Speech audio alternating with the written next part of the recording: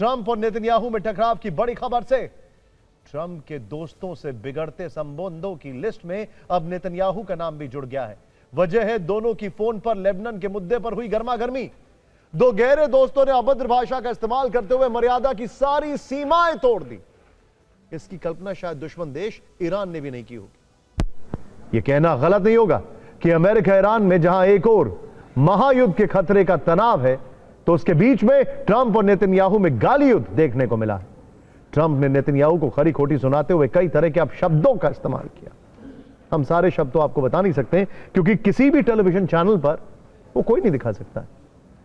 Axios के हवाले से सामने आई बातचीत की डिटेल में सबसे पहले कुछ कीवर्ड्स आपको जानना जरूरी है जो ट्रंप ने नेतन्याहू के लिए प्रयोग किए।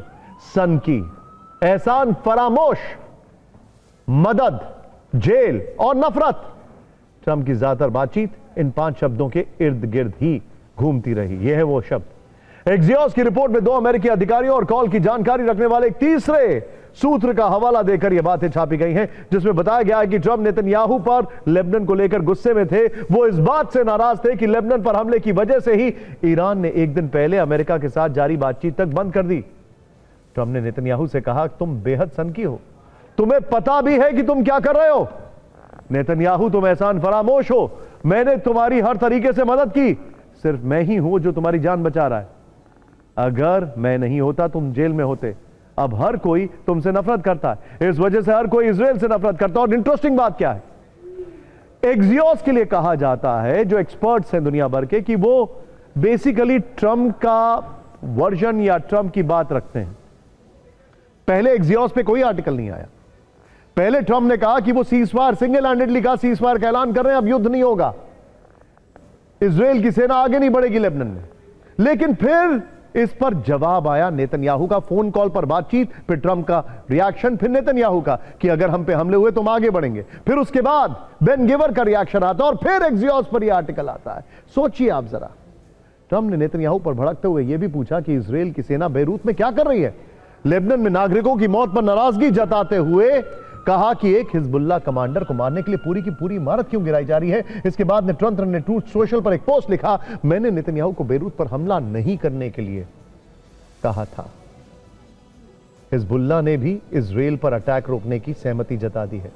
लेकिन ट्रंप ने जैसा दावा किया, क्या नेतन्याहू ठीक वैसा ही कर रहे हैं, या फिर इस बेइज्जती पर नेतन्याहू अब महायुद्ध की चिंगारी भड़काने का प्लान बना चुके हैं। वैसे ट्रंप के इस दावे पर ना तो इजराइल ने और ना ही हिजबुल्लाह ने अपनी सहमति जताई है। उल्टे ट्रंप के लिए इजराइल से जो आधिकारिक प्रतिक्रिया आई है, उसे सुनकर अमेरिका को घोर निराशा मिल सकती है। इजराइल की ओर से कहा गया कि हिजबुल्लाह ने अगर हमले नहीं रोके तो इजराइल दक्षिण लेबनान में अपने सैन्य अभियान को जारी रखेगा। अब वो सीक्वेंस ऑफ इवेंट जो मैंने आपको पहले बताया था, ध्यान से देखिए, इसी के बाद वो आर्टिकल छपा है। इजरायली शहरों और नागरिकों की सुरक्षा से कोई समझौता नहीं होगा। दक्षिणी लेबनान में पहले से तय प्लान के तहत आईडीएफ आगे बढ़ती रहेगी। आतंकी ठिकानों को पूरी तरह नेस्तनाबूद करने के लिए सेना तैयार है। वहीं इजराइल के मंत्री बेन गिवर ने तो ट्रंप को सीधे सीधे नो कह दिया है। कहा है कि कई बार अच्छे दोस्तों को भी मना करना पड़ता है, और कहा है कि हिजबुल्लाह से सीजफायर इजराइल को मंजूर नहीं है। इजराइल के रक्षा मंत्री कैटिस ने भी कहा है कि लेबनान के भीतर कोई युद्ध विराम नहीं है और आईडीएफ हिजबुल्लाह के खिलाफ अपनी गतिविधियों को जारी रखते हुए आगे बढ़ेगा। मतलब ट्रंप की बात उनके करीबी ही सुनने को तैयार नहीं है और इस बीच लेबनान में आज भी इजराइल के हमले जारी रहे। दक्षिणी लेबनान के नबतियह में इजराइल की सेना ने प्रतिबंधित व्हाइट फास्फोरस बॉम्ब से अटैक किया। ये विनाशक बॉम्ब रिहायशी इलाकों में गिरा, जिससे भारी तबाही मची। नबतियह के अलावा दक्षिणी लेबनान के अल मरवनियाह पर भी भीषण हमला हुआ। इजरायली हमले से तबाही का नया वीडियो आया, जिसमें कई इमारतें क्षतिग्रस्त दिखी, भारी नुकसान हुआ। लेबनान के तायर पर भी इजराइल ने एयर स्ट्राइक की। जबाल आमेल अस्पताल के पास भीषण बमबारी हुई। आईडीएफ के इस हमले में स्वास्थ्य केंद्र को भारी नुकसान पहुंचा।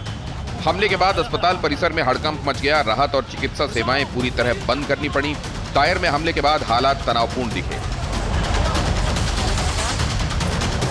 इजराइल का दावा है कि उसने लेबनान में चुन चुनकर हिजबुल्लाह के ठिकाने टारगेट किए। जवाब में हिजबुल्लाह के लड़ाकों ने उत्तरी इजराइल के मेतुला को निशाना बनाया। ट्रंप के सीज फायर वाले दावे के फौरन बाद यह रॉकेट हमला हुआ।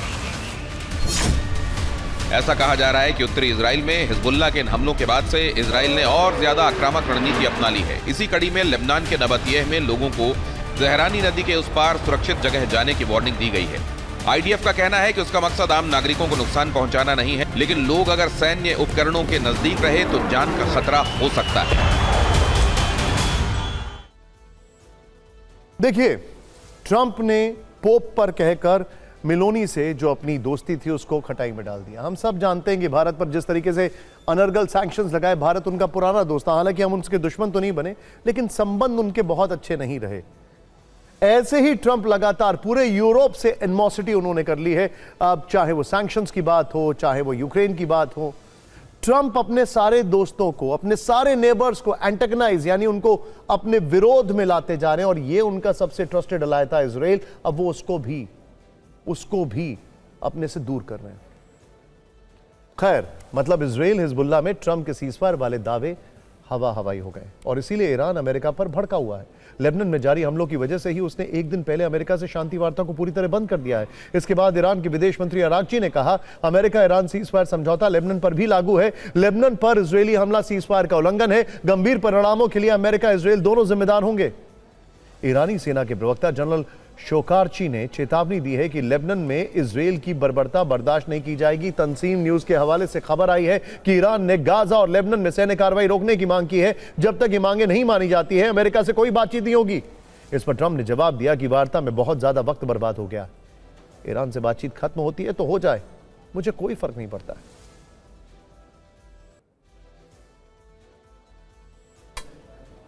फिक्र इस बात की है कि लेबनान में अटैक से ईरान आग बबूला है और इसके परिणाम बहुत गंभीर हो सकते हैं। अगर लेबनान में हमले बंद नहीं हुए, ईरान इजराइल पर भी अटैक कर सकता है। यह वार्निंग दे चुका है वो। ईरान का मानना है कि बेरूत पर हमला तेहरान में हमले के समान है।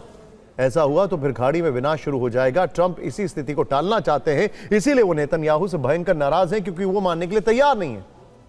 लेकिन इस बीच ईरान ने अब दूसरे सबसे महत्वपूर्ण समुद्री रूट की नाकेबंदी की चेतावनी भी दे दी है। इस खबर को ध्यान से देखिए, क्योंकि अगर ऐसा हो गया तो समझ लीजिए पूरी दुनिया में हम डिप्रेशन नहीं, हम रिसेशन नहीं, डिप्रेशन देखने वाले हैं।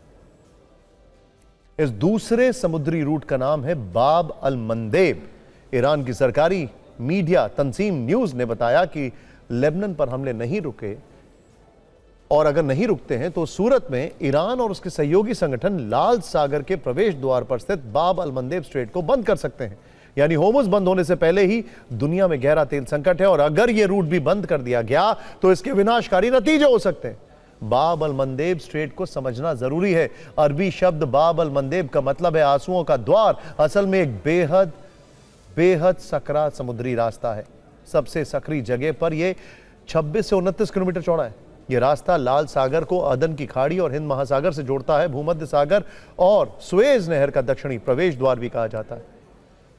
फोर्ब्स के मुताबिक विश्व के कुल समुद्री व्यापार का लगभग 12% से 14% हिस्सा इसी छोटे से रास्ते से होकर गुजरता है। एशिया से यूरोप जाने वाले करीब करीब सभी कंटेनर जहाज यहीं से गुजरते हैं। लेकिन इसके एक तरफ अफ्रीका के जिबूती और इरिट्रिया देश हैं, तो दूसरी तरफ यमन है। वहां ईरान के सहयोगी हूती विद्रोही हैं, जो ईरान के एक इशारे पर इस रूट को बंद कर सकते हैं। वहां से गुजरने वाले कमर्शियल कंटेनर जहाजों को मिसाइल से टारगेट कर सकते हैं। स्ट्रेट ऑफ होर्मुज और बाब अल मंदेब दोनों अगर बंद हो गए तो दुनिया में कुल तेल और गैस की सप्लाई का 25% हिस्सा पूरी तरह लॉक हो जाएगा। फिर तेल की कीमतें बेहिसाब बढ़ेंगी। हर एक देश में पेट्रोल डीजल और महंगा हो जाएगा। इसके बाद दुनिया में महामंदी आने पर कोई नहीं रोक पाएगा इसको।